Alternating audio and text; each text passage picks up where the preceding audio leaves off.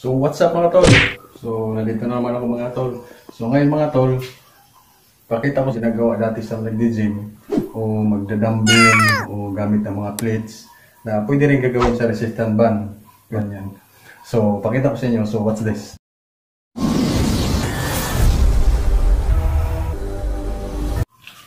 So ngayon mga tol, ito na yung resistance band yung gagamitin ko. So umpisa na natin mga tol. So minutes later.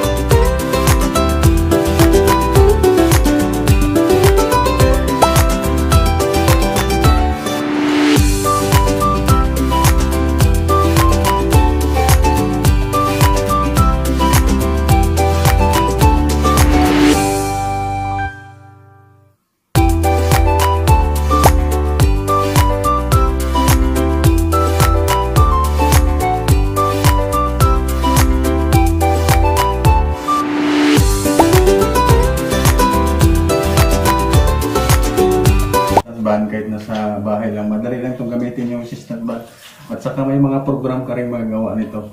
So sana may natutunan.